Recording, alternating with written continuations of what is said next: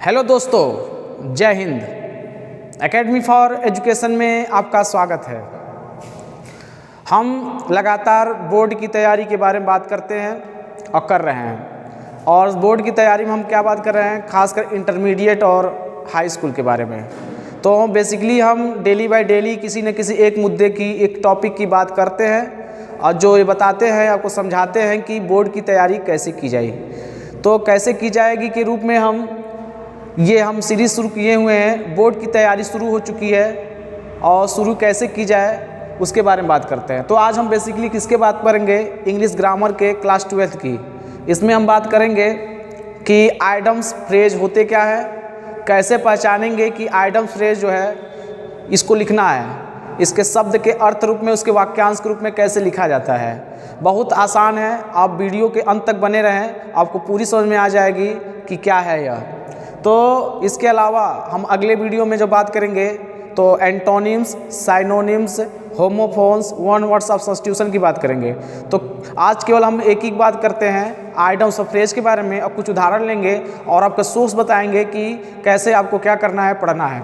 तो सब चलिए हम शुरुआत कर लेते हैं इंग्लिश ग्रामर में आइडम्स एंड फ्रेज और फ्रेजेस वर्ब, फ्रेजल वर्ब के बारे में बात करते हैं। तो कम से कम जो है 5 आते हैं, इसमें 5 या 6 आएंगे क्वेश्चन में और 2 ही क्या होगा, करना होगा। तो सब स्टार्ट करते हैं। आइडम्स किसे कहते हैं? तो आइडम्स जो है सामान्यतः आइडम्स कुछ शब्दों के समूह होते हैं जो शब्दों के निहित अर्थ से भिन्न होते हैं।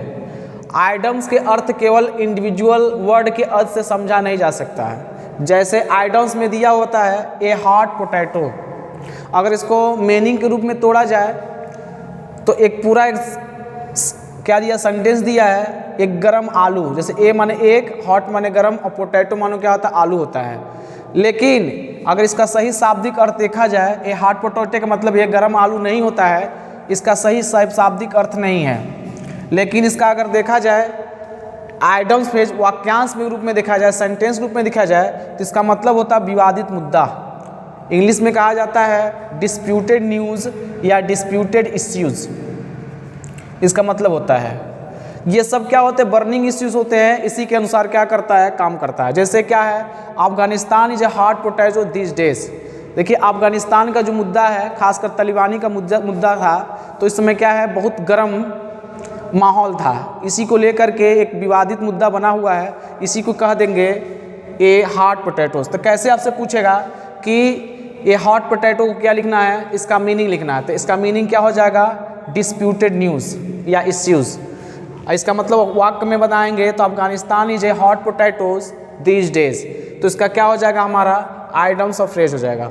जैसे एक दिया हुआ है ए बेड ऑफ रोजेज, सुख में होना, सुख में होना। तो देखिएगा life is not a bed of roses, जीवन जो होता है वो गुलाब का बिस्तर नहीं होता है, या मतलब फूलों का सेज नहीं होता है। मतलब जीवन जो है हमेशा हार्डवर्किंग के रूप में होता है, कठिनाइयों से भरा होता है, एक गुलाब का सेज नहीं होता है। तो बेड ऑफ रोजेज अगर इसका निकालेंगे अर्थ है, ए बेड माने एक बिस्तर, ऑफ रोज गुलाब का बिस्तर। तो गुलाब का बिस्तर इतना सही मीनिंग नहीं होगा, इसका मीनिंग क्या होगा, सुख में होना, बी हैप्पी। ठीक, तो life is a not a bed of roses. जैसे एक दिया है एक वाइट एलिफेंट, अगर देखा जाए ए माने एक होता है, वाइट माने सफ़ेद, एलिफेंट माने हाथी।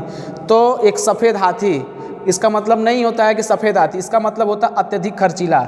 जैसे सफ़ेद हाथी होता है बहुत खर्चीला होता है, उसका जो दाम होता है, उसकी जो खान पान होता है उसकी महंगी होती है, इसलिए इसका नाम क्या रख दिया गया है, अत्यधिक खर्चीला।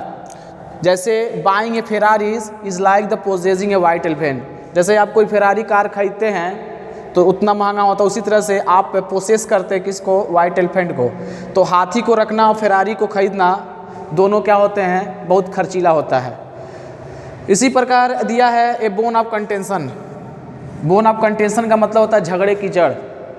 तो झगड़े की जड़ क्या है, ये विवादित मुद्दा है। जैसे चाइना और भारत के बीच में विवादित मुद्दा उत्पन्न हो गए हैं, ठीक है। इसी प्रकार जो है since of independence Kashmir has been the bone of the contention between India and Pakistan. Kashmir का जो मुद्दा है भारत और पाकिस्तान के लिए एक बोन ऑफ कंटेंशन की तरह कार्य करता है। तो हमको क्या करना है, जो उसका मीनिंग दिया रहेगा, अगर मीनिंग को साधारणता बदलते हैं तो उसका कोई अर्थ नहीं होता है, लेकिन उसको अलग तरीके से क्या कर, जब तक उसका इस सही मतलब नहीं निकलेगा तब तक हम क्या करेंगे, इसको आगे नहीं बढ़ेंगे। इसी प्रकार होता है फ्रेजल वर्ब। फ्रेजल वर्ब किसे कहते हैं? फ्रेजल वर्ब शब्द समूह होता है जहाँ वर्ब के साथ एक कोई ना कोई प्रीपोजिशन होता है। देखिए फ्रेजल वर्ब में वर्ब के साथ क्या जुड़े रहेंगे, एक प्रीपोजिशन जुड़े रहेंगे। यह भी शाब्दिक अर्थ से क्या होता है, भिन्न बताता है। जैसे एग्जाम्पल दे लेते हैं, बैकअप। बैक माने पीछे होता है, उप माने ऊपर, अप माने क्या होता है, ऊपर होता है। पीछे और ऊपर इसका कोई शाब्दिक अर्थ नहीं होता है, लेकिन पीछे और ऊपर का मतलब अगर सही से इसको देखा जाए, इसका मतलब क्या होता है, समर्थन देना। क्या देना, समर्थन देना। इसी प्रकार दिया है ब्रेकआउट। ब्रेकआउट का मतलब होता है शुरू होना। ब्रेक माने तोड़ना, आउट माने बाहर, इसका कोई शाब्दिक अर्थ नहीं है, लेकिन ब्रेकआउट का मतलब क्या होता है, शुरू होना। जैसे a war break out in the Afghanistan, a war broke out in the Afghanistan, मतलब अफगानिस्तान में वार क्या हो गए हैं, शुरू हो गए हैं, इसका शाब्दिक अर्थ होगा। देखिए ब्रेक के साथ क्या है, ब्रेक एक वर्ब है, आउट क्या है, एक प्रीपोजिशन है। यहाँ पे देखिए बैक एक वर्ब है, आउट क्या है, एक प्रीपोजिशन है। तो वर्ब के साथ प्रीपोजिशन लगा रहता है, उसी को कहते हैं फ्रेजल वर्ब। और इसमें कोई वर्ब नहीं होता है, इसका नाम क्या है, ऑयडम्स है। इसी प्रकार बैक आउट दिया है तो समर्थन न करना। समर्थन किसका नहीं करना, we should not back out our promise, अपने वादों का समर्थन न करना। तो दोस्तों क्या था, हमारा आइडम्स फ्रेज था। ये क्या है, 2 नंबर के आएंगे और बहुत इंपॉर्टेंट होते हैं। अगर आप सही तरीके से बर्निंग इश्यूज़, उसके मुद्दों को अगर आप समझ लेते हैं तो आइडम्स फ्रेज क्या होंगे, आपके लिए आसानी होगा। इसके बाद हम जब मिलेंगे टॉपिक में साइनोनिम्स बात करेंगे, एंटोनिम्स बात करेंगे और होमोफोन्स की बात करेंगे, और इसके साथ साथ वन वर्ड सब्स्टिट्यूशन की बात करेंगे। ये 4 टॉपिक क्या हैं, अगले जो है लेक्चर मिलेंगे। सबसे पहले सबको धन्यवाद, मिलेंगे कल, थैंक यू।